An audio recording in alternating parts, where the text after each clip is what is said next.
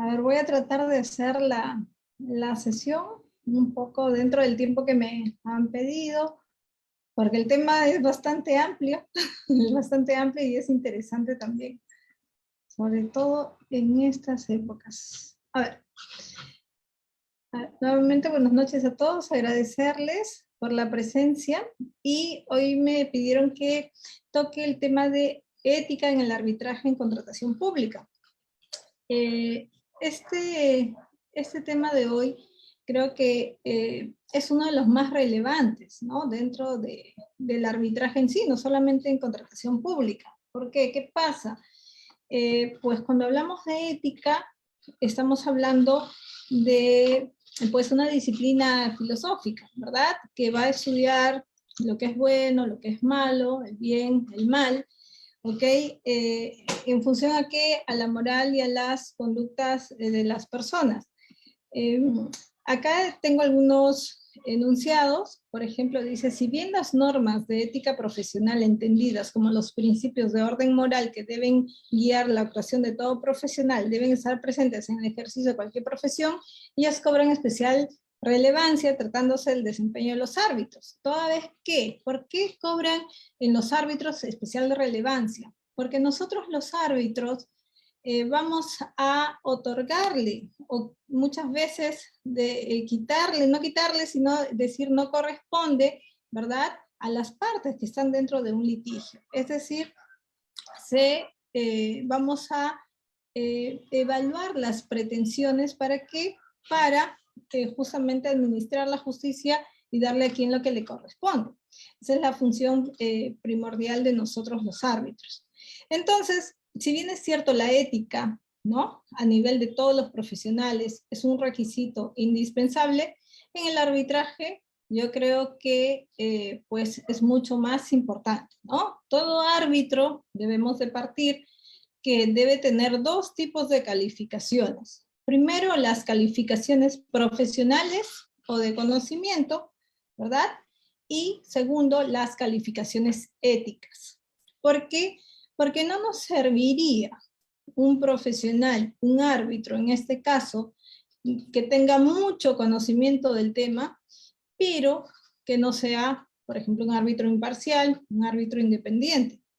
O viceversa, podríamos tener la persona más correcta del mundo, pero si no conoce de la materia, y esto también está relacionado a la ética, no debería haber aceptado y por ende, si ello ocurriera, tendríamos un proceso, diríamos, desastroso, ¿no? Entonces, las dos grandes calificaciones o requisitos que deben reunir los árbitros son justamente las calificaciones, ¿no?, intelectuales, o de conocimiento, y las calificaciones éticas, desde el lado de los árbitros. Si hablamos ya en general de todo el arbitraje, lo mismo, y más adelante lo vamos a ver, las mismas calificaciones éticas se requieren ¿para quién? Para las partes, para los abogados de las partes y para las instituciones arbitrales, ¿no? Pues un árbitro debe llevar a cabo el procedimiento, el arbitraje, de forma ecuánime y tratando a las partes con totalmente una imparcialidad y equitativamente, ¿no?, en todas las etapas del procedimiento. Y que también está relacionada a la ética, las obligaciones de nosotros los árbitros. Primero, que si hablamos de un actuar profesional, debemos ser diligentes, ¿verdad? Ello implica actuar con la celeridad que se debe. Y si hablamos de celeridad, pues hay muchos factores que hacen que un arbitraje muchas veces se prolongue el tiempo innecesario, ¿no? O por un tiempo en demasía, diríamos que casi se igualaría a un proceso judicial, lo cual pues ya desnaturaliza un poco el arbitraje, toda vez que su característica principal es la celeridad. Tenemos en el arbitraje de contratación pública un código de ética para el arbitraje en contrataciones del Estado. ¿Y qué nos dice este código de ética? Primero, ojo, es aplicable a los arbitrajes administrados por OCE, ¿no? En arbitrajes ad hoc y supletoriamente arbitrajes administrados por instituciones arbitrales que tengan aprobado un código de ética, o si no lo tienen, pues también se aplicaría de manera supletoria, ¿no? ¿Y qué pasa? ¿Qué implica esto? Que por ejemplo, Tribunal de Ética, ¿no? de OCE, podría sancionar por cualquier conducta que infraccione o alguna infracción a este código de ética a cualquiera de los árbitros. Sí, el artículo 19 de este código establece ello, que las partes o cualquier persona que crea que se cometió alguna infracción puede hacer su denuncia, ¿no? Eso no está muy difundido, pero creo que es importante hacerlo. ¿Y qué más dice este código de ética? Dice, el presente código desarrolla los principios rectores que deben observar todos aquellos que participan en arbitrajes en contrataciones con el Estado. Asimismo, recoge los deberes éticos que deben observar los árbitros, los supuestos de infracción a los mismos y cuando corresponda las sanciones respectivas. ¿Qué más nos dice el artículo 1 de este código? Que también establece reglas generales de conducta para los árbitros, y que estas, ojo, no son limitativas ni excluyentes a cualquier otra legislación, y se entiende tampoco a los reglamentos que tengan cada institución arbitral, ¿no? Que las reglas de conducta se van a interpretar igual en función a los principios que informan el código, y aquellos que vayan a fomentar el ejercicio legal, legítimo y eficiente de la función arbitral. Este código de ética también establece algunos principios y reglas de conducta para la función arbitral. ¿Qué principios tenemos? Primero, el de integridad. El de integridad establece que pues todos los que participan en un arbitraje en contratación pública deben de conducirse con honestidad, con veracidad y evitando, ¿no?, las prácticas indebidas y con un actuar transparente. ¿Qué implica eso? Por ejemplo, que no haya acciones dilatorias, si hablamos de las partes. De los árbitros, que al momento de aceptar, pues realmente dispongan de tiempo, ¿no? Yo me he topado muchas veces, me sigo topando con coárbitros que no tienen tiempo para celebrar las audiencias, o tienen la agenda llena de acá a un mes o a 2 meses. Y yo muchas veces he entrado un poquito, ¿no?, en controversia allí, porque no comprendo cómo es que pueden aceptar un arbitraje si no tienen la disponibilidad de tiempo, aun cuando ellos han declarado que sí tienen tiempo para hacerlo, ¿no? Entonces, ¿esto qué conlleva? A que el arbitraje se prolongue innecesariamente y que el arbitraje a la final sea duramente criticado, como lo es ahora, ¿no? ¿Qué más? Pues hablamos de también muchas veces, bueno, esto en menor cantidad creo, y no quisiera ir por el tema de cantidad, porque tal vez puede ser un punto de discusión muy grande, cuando hablan que una persona puede tener 150, 200 arbitrajes en curso. Complicadísimo, ¿no? Complicadísimo, y se debe entender que esta persona solamente está dedicada a mirar esos casos, o sea, todo el día en su computadora y mirando, revisando resoluciones, ¿no? Pero complicado que en simultáneo se mantenga tal número de arbitrajes, no lo sé. Tal vez, sí, pues, por allí me dirán, pero tengo asistentes que me ayudan. Y hay un punto donde habría que reflexionar. La función del árbitro es personalísima. ¿Se puede delegar acaso? No. Es que mi asistente piensa igual que yo, porque cuando me designan por las calificaciones que yo tengo. Me designan por el modo de pensar que yo tengo, ¿no? Por los conocimientos que yo tengo. Entonces, encargar mis casos a un asistente no lo veo tan ético, pero así pasa, así ocurre, ¿no? Entonces yo creo que esos principios que establece este código de ética, pues sí deberían ser como que de repente supervisados tanto por las instituciones arbitrales, tanto por OCE, el tiempo en que se demoran los arbitrajes, ¿no? O los árbitros por ejemplo, en decidir sobre una fecha para una audiencia. O, no estoy hablando, ojo, de todos los colegas, ¿no? Estoy hablando de casitos excepcionales o cosas que se presentan, problemas que se presentan en el arbitraje, porque yo he tenido casos que han salido volando porque los coárbitros, tú ahora estás mandando un correo y allí nomás a los minutos están revisando y están contestando. Entonces, esos tribunales funcionan pero súper bien, súper veloces, y se dice que así es un arbitraje eficiente, ¿no? Pero hay cosas todavía que corregir en el mundo arbitral. Entonces, este principio de integridad implica todas esas falencias o está justamente para superar esas falencias que hay en el arbitraje, ¿no? La imparcialidad, pues como todos sabemos, la imparcialidad, la independencia, ¿no?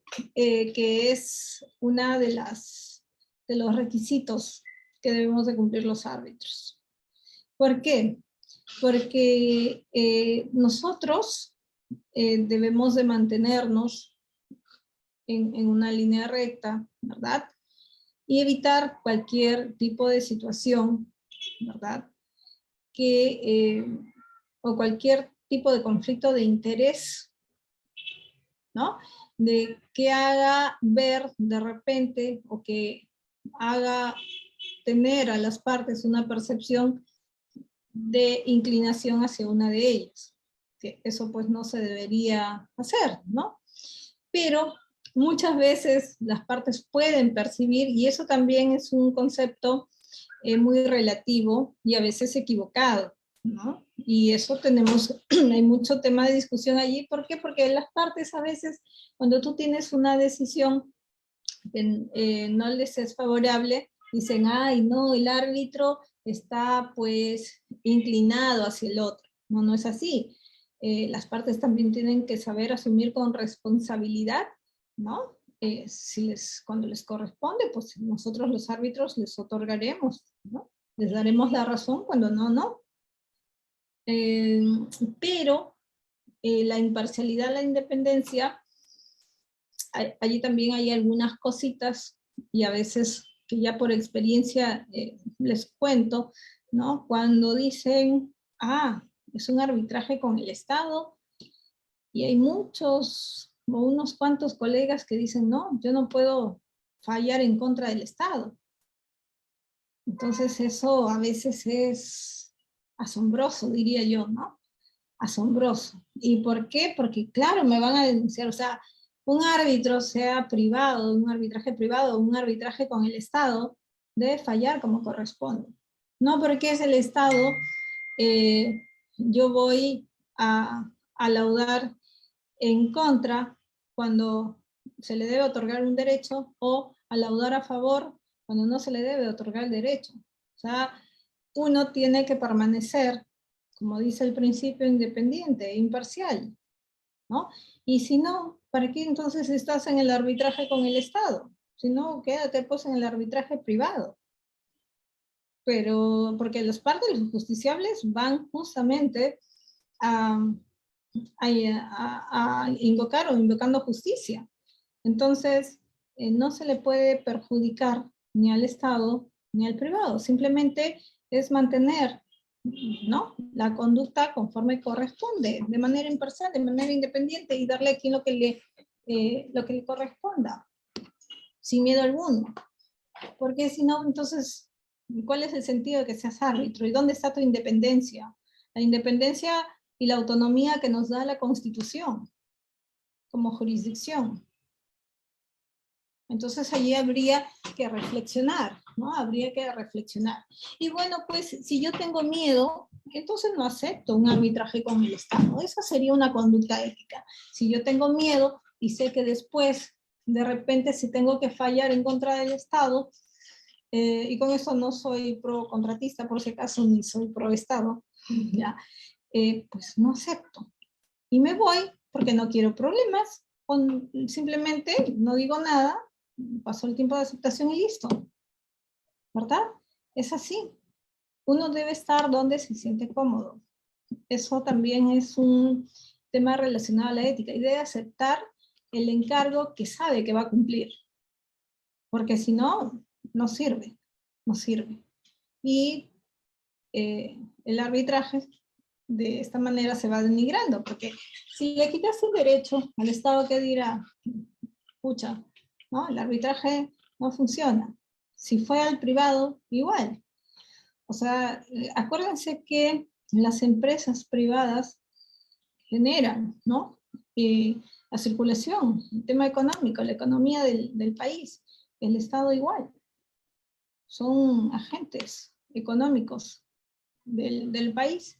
Entonces, cuando están en conflicto, lo que van a hacer es justamente ir hacia un tercero imparcial para que resuelva esa controversia. Y eso debe, bueno, es allí donde el árbitro debe actuar con probidad, ¿no? Con idoneidad. Y la idoneidad es justamente, y está relacionada con los otros principios, si yo me siento capaz, ¿no? Para actuar dentro del arbitraje. Si cumplo las calificaciones pactadas en el convenio arbitral o establecidas en la ley para el ejercicio del cargo. Si no estoy en supuestos de impedimentos, ¿no? Si tengo disponibilidad de tiempo para asumir el encargo. Y la equidad, pues, los árbitros, los centros de arbitraje, deben otorgar un trato justo a las partes, en igualdad de condiciones, en igualdad de armas, ¿verdad? En igualdad de oportunidades para poder ejercer sus derechos. Entonces, esos son, pues, algunos de los principios importantes, diría yo, que habría que rescatar de este código de ética. La debida conducta procedimental, la transparencia, ¿verdad? Que también, pues, coadyuvan a la buena función arbitral. ¿Qué más nos dice este código de ética para el arbitraje en contratación pública? Nos habla de reglas de conducta. ¿Y qué dice? La primera regla de conducta. Si alguna de las partes contactara al árbitro por efectos de su designación, ello obedecerá a razones atendibles para saber de su disponibilidad y conocimiento de la materia que será sometida a arbitraje. En tal circunstancia, no se debe brindar detalles del caso, sino aspectos generales que el árbitro pueda definir su aceptación. Asimismo, este procura informarse de datos relevantes que permitan en su oportunidad de ser el caso, identificar y declarar potenciales situaciones que puedan afectar su independencia o imparcialidad. Ningún árbitro debe proponer activamente su designación. Importantísimo, ¿no? Porque hay árbitros que están muchas veces detrás, desígname, ¿no? Qué vergüenza, ¿no? No es que a uno le sobre el trabajo, pero esa no es una conducta ética. Y muchas veces te llaman, ¿no? Desígname. O proponme en la terna. ¿Cómo se enterarán? Dios lo sabe, quién sabe de ello. Pero a veces, pues, parece una bola mágica, ¿no? Y ya están llamando para las designaciones. Pues esa es una regla de conducta, o esta regla de conducta está relacionada a esa actuación que implica una infracción a este código de ética. Y el deber de información es un tema importantísimo. ¿Por qué?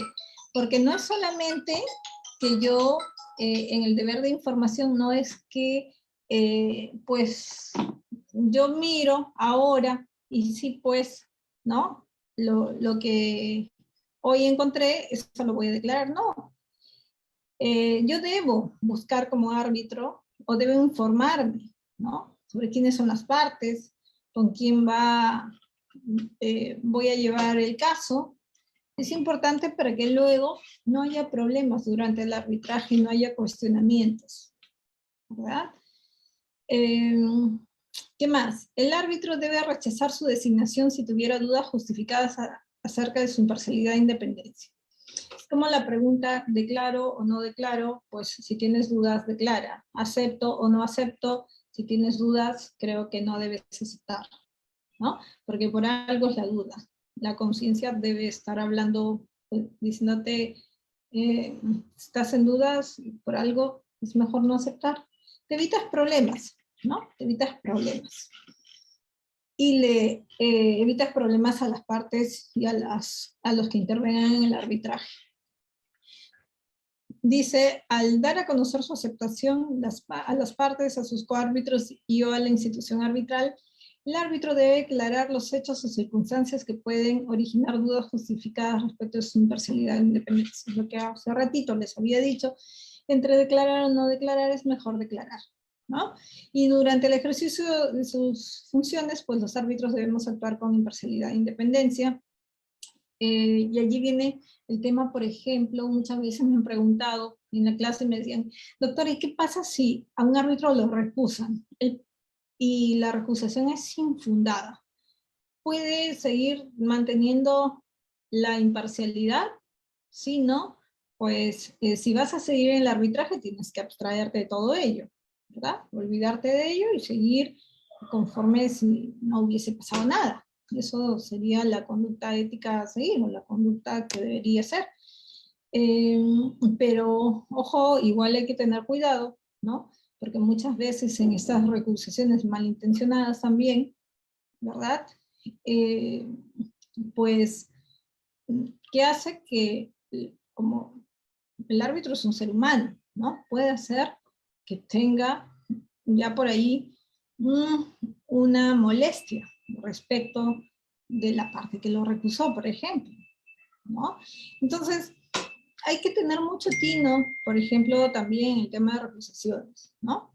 He visto, y hablando de recusaciones y de ética, y ahí nos vamos a la ética de las partes, ¿no? Hay abogados de las partes, los abogados de las procuradurías, muchas veces te piden declarar, pues, de aquí a 5 años atrás, ojo, hay, sobre todo, y te hacen miles de preguntas, un pliego de interrogatorio, están en su derecho, sí están en su derecho, pero ojo, es respecto a la controversia, lo relacionado con la controversia con las partes, ¿no? Más allá, yo veo que serían unas preguntas innecesarias y lógico, muchas veces las personas contestan, pero yo creo que esa es una mala praxis que debe pararse o eliminarse también del arbitraje. Porque no es que te pidan o que quieran ocultar tu vida. O sea, allí está la ética, ¿no? ¿De quiénes? De los abogados de las partes. Y si es el Estado, de las procuradurías, de los abogados de las procuradurías, ¿no? Todo creo que tiene un límite y todo tiene que guardar una coherencia. Tiene que ser razonable, ¿verdad? Todo exceso es malo. Entonces, hay que tener en cuenta ello. Y una vez aceptado, dice el encargo, los árbitros deben ejercer sus funciones hasta concluirlas. Excepcionalmente, solo cabe la renuncia por causas sobrevivientes que comprometan su independencia por motivos de salud, porque la renuncia debe responder a razones sustentadas y justificadas ante las partes. En efecto, todos deben quedarse hasta el final, ¿verdad? Hay árbitros, y allí viene otro conflicto que se crea cuando se van antes de que culmine el proceso, el tema de devoluciones, y hay otra regla, la que sigue, me parece, en la diapositiva que sigue, que los árbitros, cuando hay esas decisiones, por ejemplo, de renuncias, antes de que culminen los procesos por motivos justificados, se entiende que el árbitro está obligado a la devolución. Yo creo que es vergonzoso no devolver, es decir, quedarse con un dinero que realmente no te corresponde. ¿Por qué? Porque hasta tus actuaciones, ¿no? Hasta allí deben cancelarse, y pues lo otro, donde ya no estás, el árbitro está obligado a la devolución.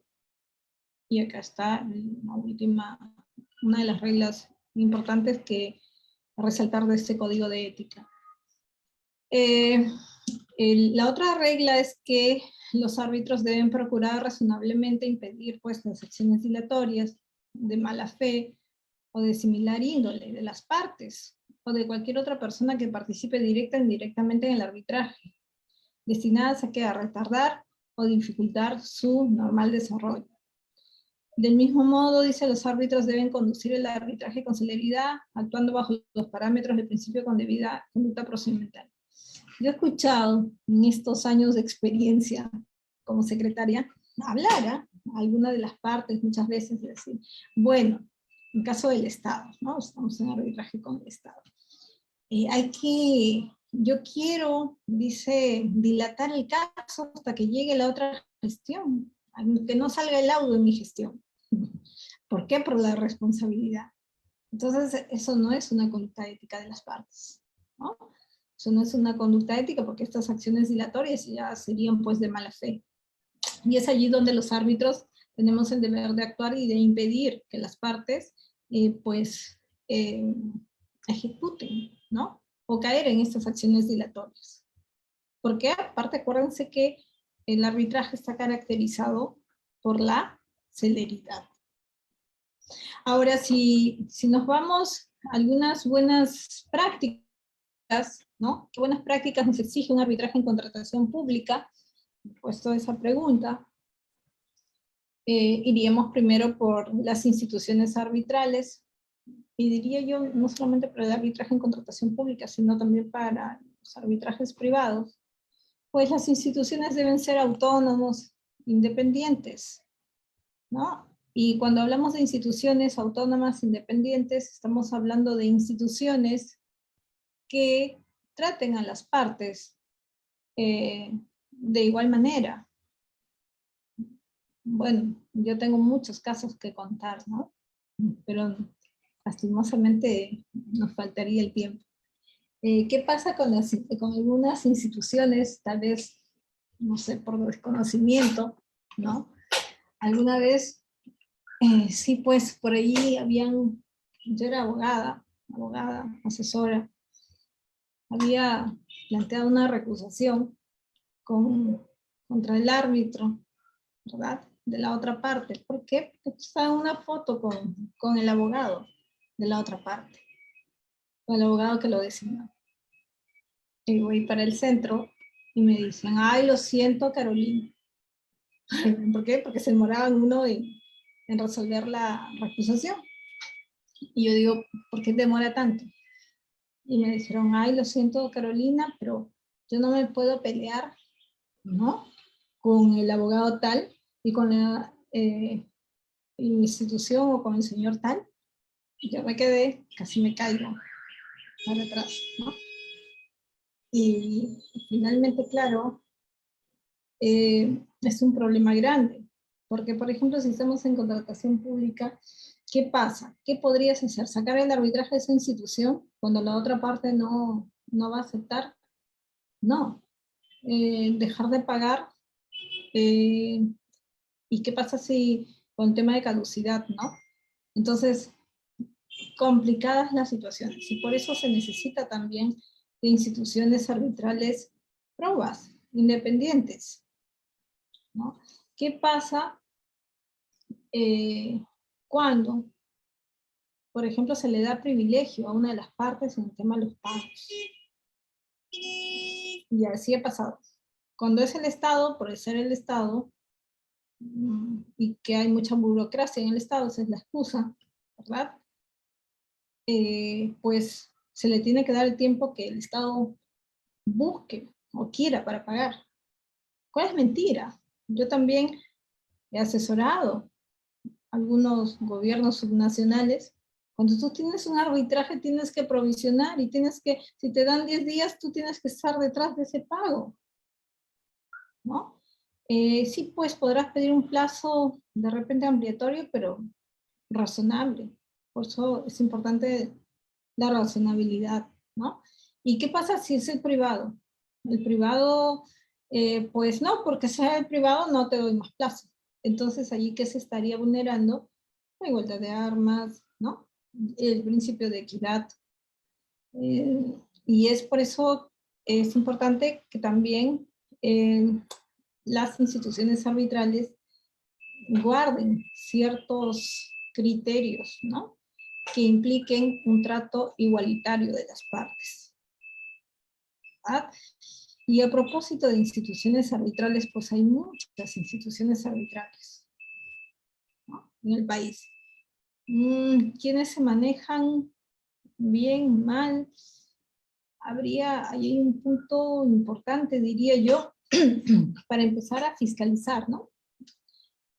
De quiénes son los casos, cómo llegan, todo eso. Y cómo se están más que todo desempeñando las instituciones arbitrales, porque eso hace que el arbitraje también luego sea desmerecido. ¿Qué pasa con las instituciones que tardan mucho?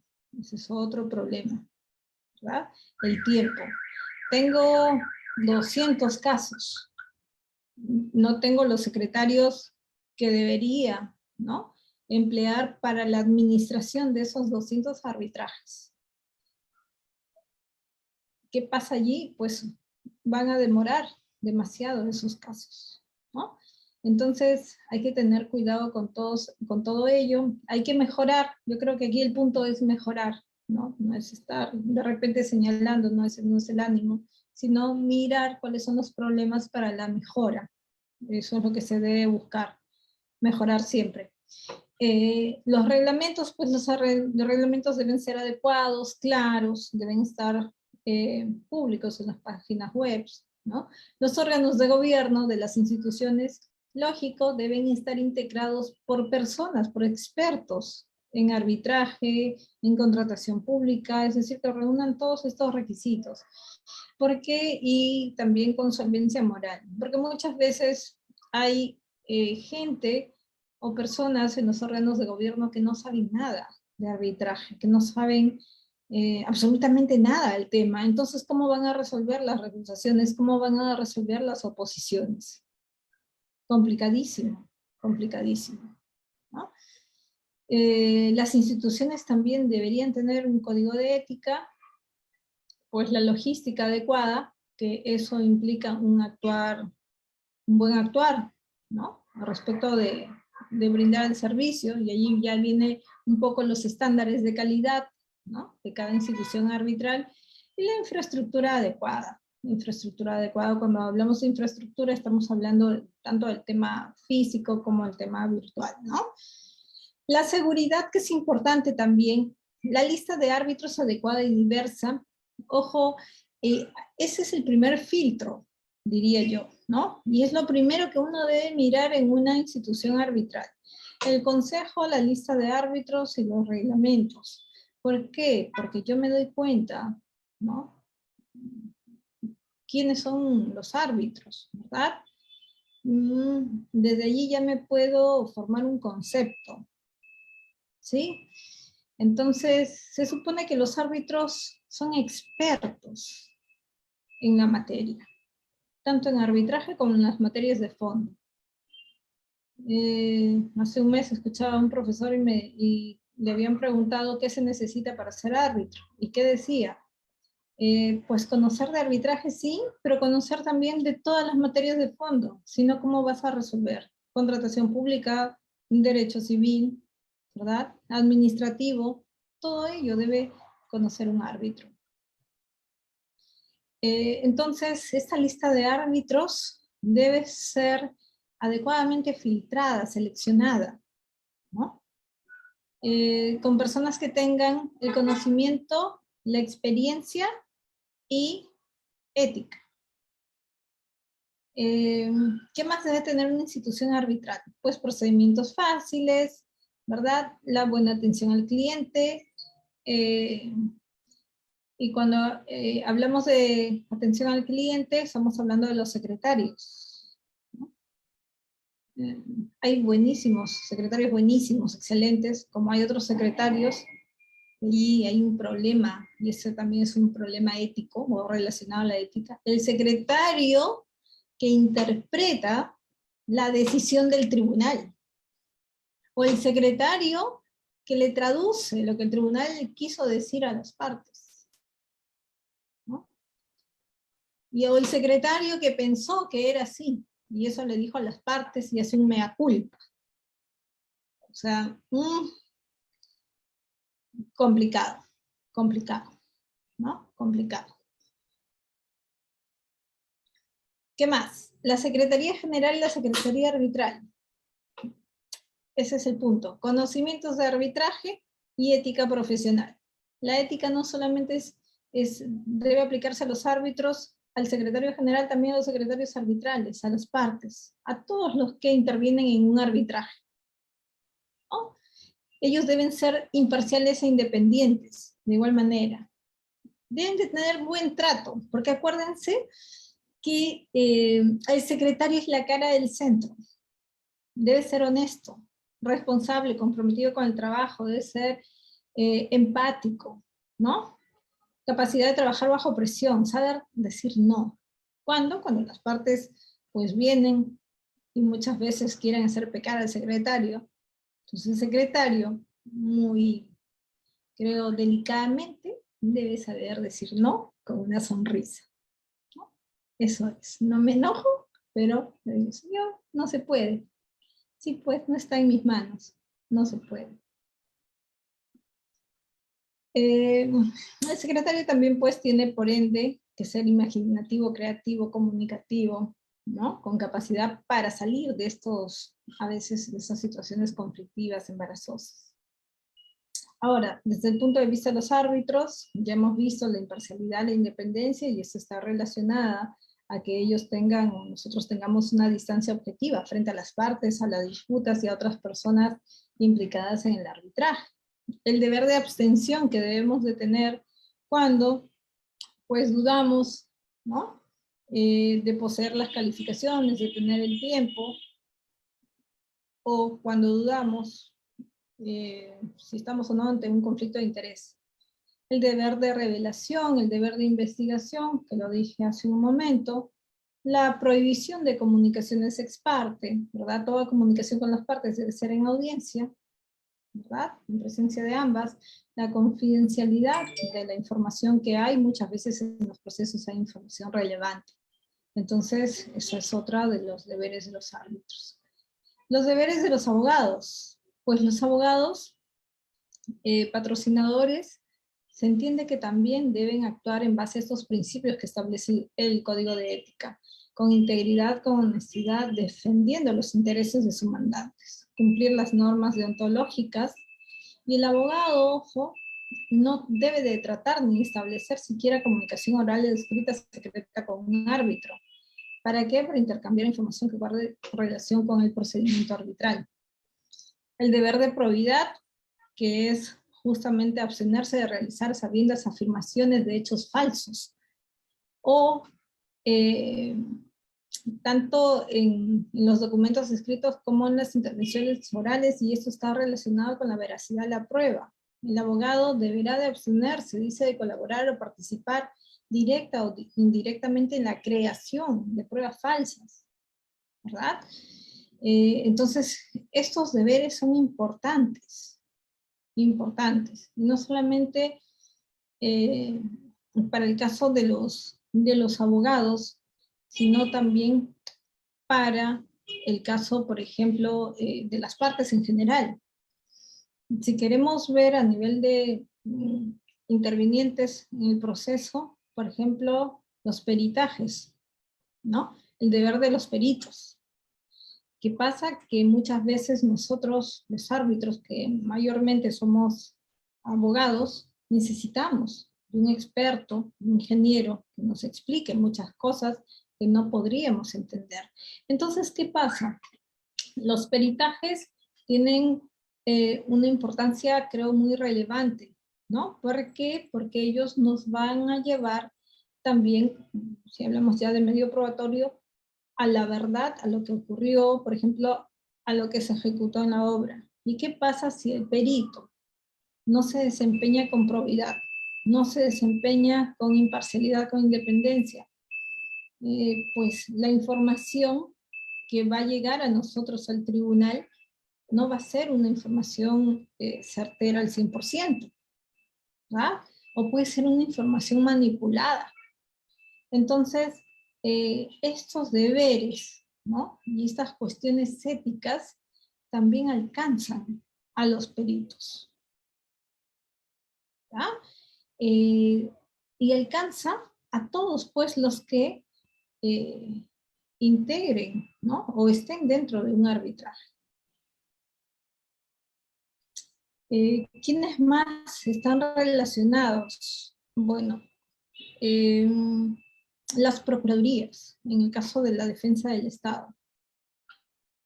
A veces es raro mirar cómo es que un contrato, teniendo una cláusula arbitral X, ¿no? De una institución X, luego los arbitrajes resultan, ¿no?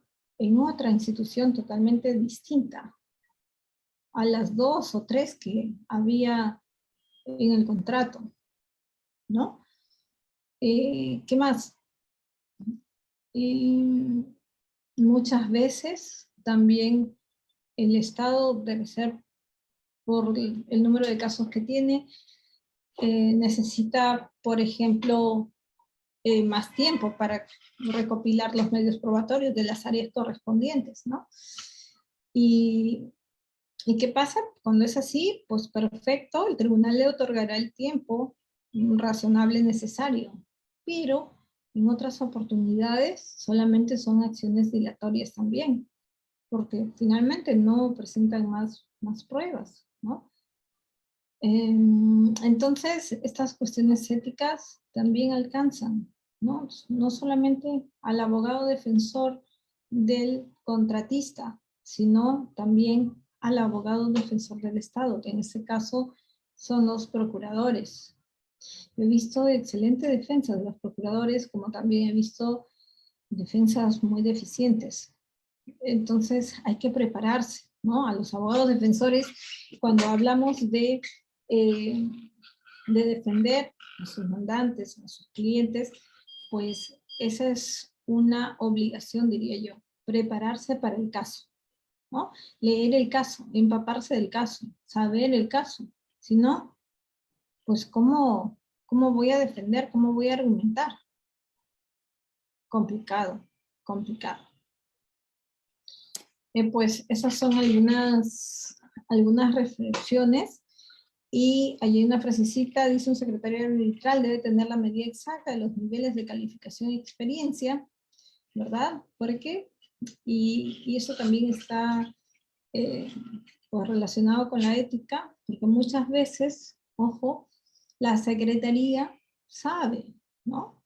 O tiene información relevante sobre el caso, o está en las discusiones del tribunal. Entonces el secretario también tiene que, como dice su nombre, secreto, ¿no? Guardar el secreto de lo que el tribunal dice.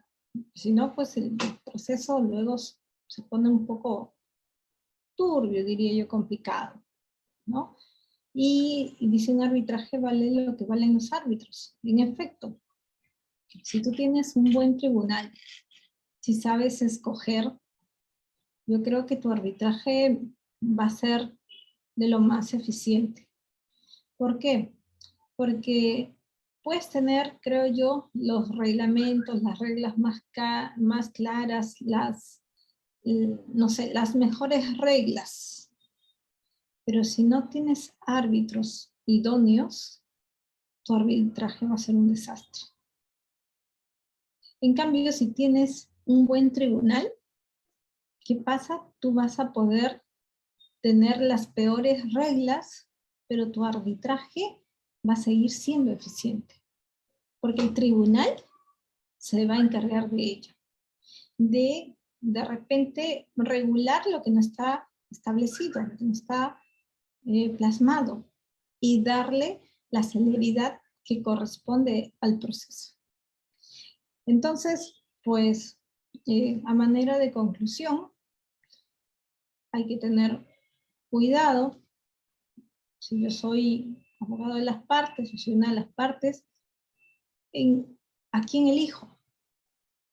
Porque si elijo a alguien que por allí me fue a pedir o me dijo que iba a ayudarme, pues lo mismo le puede decir a la otra parte, ¿no? Entonces, yo tengo que elegir a alguien probo, tengo que elegir a alguien que conozca el caso, alguien que reúna estas dos calificaciones, ¿no?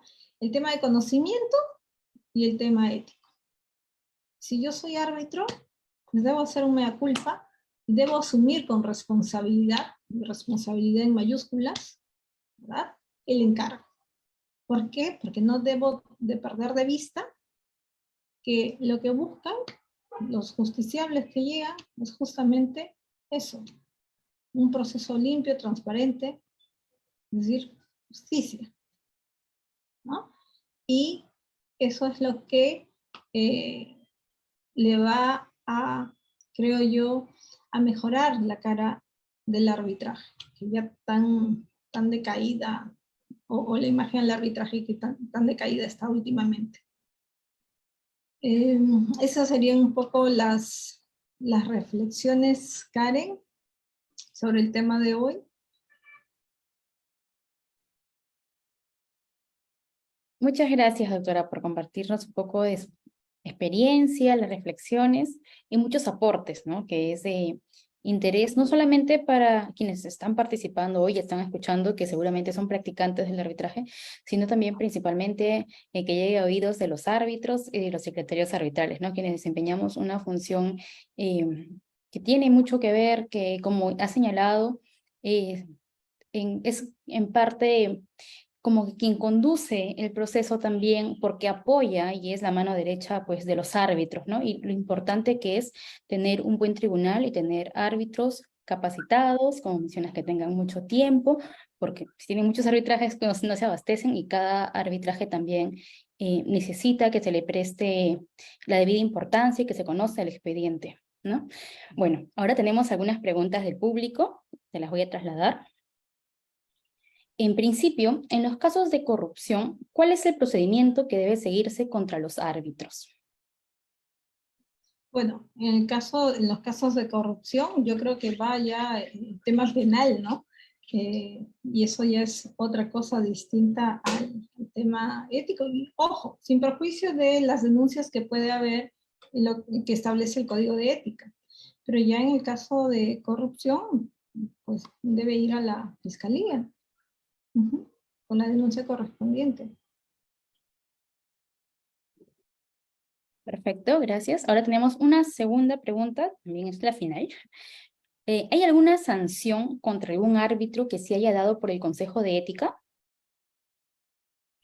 Yo no he visto sanciones con el Consejo de Ética, y eso es lo que estaba investigando un poquito. Me parece que el código como que no es muy difundido, ¿no? Entonces, las partes no conocen tampoco que pueden acceder, ¿no? O pueden iniciar estas acciones o estos procedimientos sancionadores. Pero, Bien. ojo, respecto a los códigos de éticas de los centros, sí, cada centro incluso debe tener un portal de transparencia. Entiendo que allí deben estar publicitados, ¿no? Bien, doctora, muchas gracias. Muchas gracias por acompañarnos hoy, muchas gracias por su tiempo y por todo lo que hemos aprendido. Igualmente, agradecerle a todos los participantes que nos han acompañado como cada martes lo hacen. Así que recuerden que el próximo martes también tenemos clase a las 6:30. No olviden conectarse a través de todas nuestras plataformas digitales, sea a través de Zoom, el Facebook o nuestra aula virtual. Gracias y muy buenas noches a todos. Muchas gracias, Karen. Muchas gracias a todos. Hasta luego. Hasta luego.